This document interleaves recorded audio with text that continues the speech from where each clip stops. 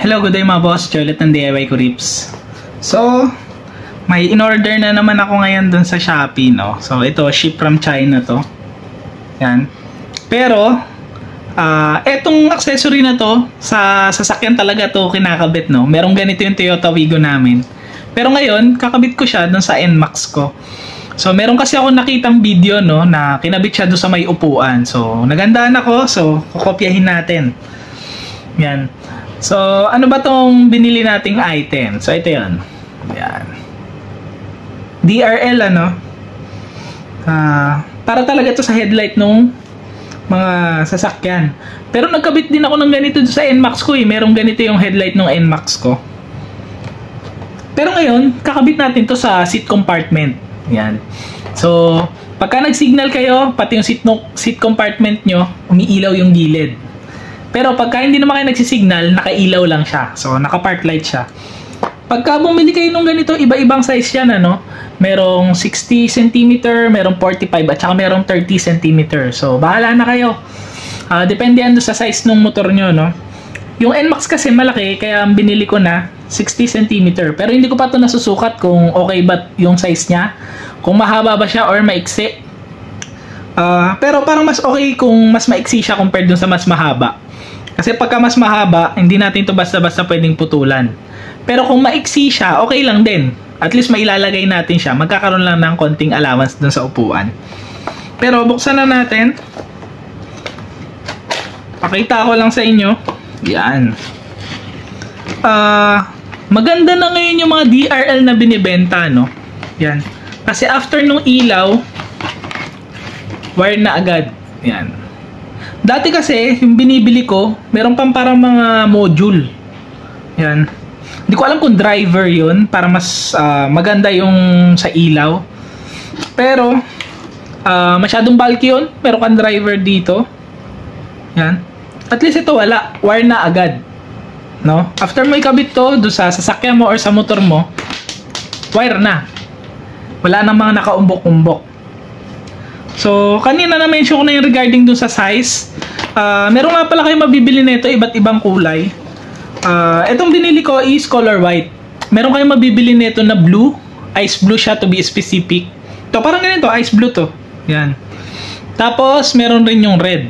Pero syempre, kung sa headlight nyo ikakabit, wag nyong bibilin yung mga yun. Dapat white lang kayo. At saka, with combination ng amber or nung yellow. Pero, depende naman sa inyo, no? Kung kaya nyo naman din magbayad ng mga penalty. Pero ito kasi, sa upuan ko naman to ikakabit. At the same time naman, white pa rin naman yung pinili ko. Siguro naman hindi masisita. Pero, iti-testing natin, no?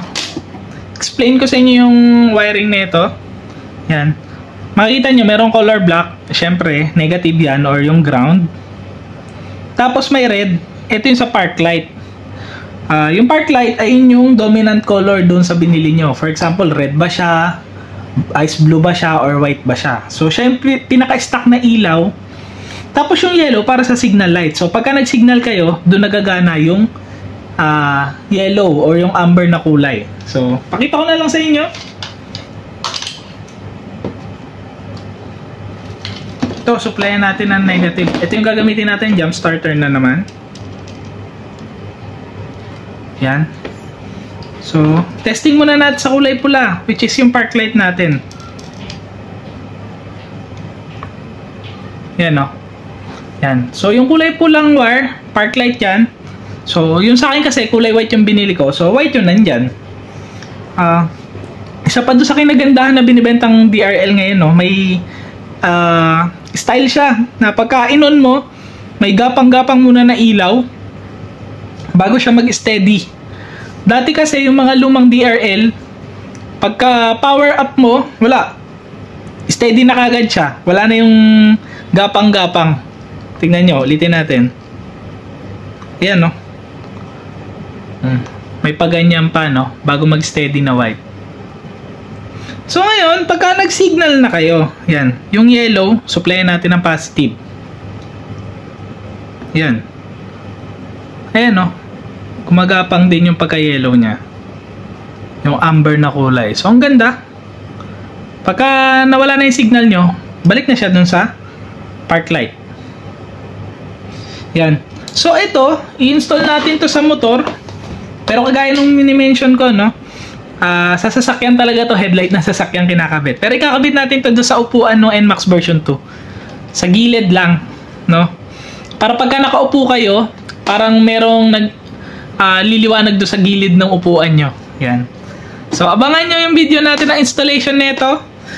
For now, dahil busy pa, more on unboxing lang muna tayo ng mga item na mga binibili natin. Marami pa akong item na in order, paparating sila, no? Yung iba doon para sa sasakyan talaga. So, magagawa na ulit ako ng video patungkol sa installation ng mga accessories ng sasakyan. So, sana nakatulong pa rin tong short unboxing natin. So, abangan nyo yung mga installation video natin. Tapusin na natin to. Ingat kayong lahat.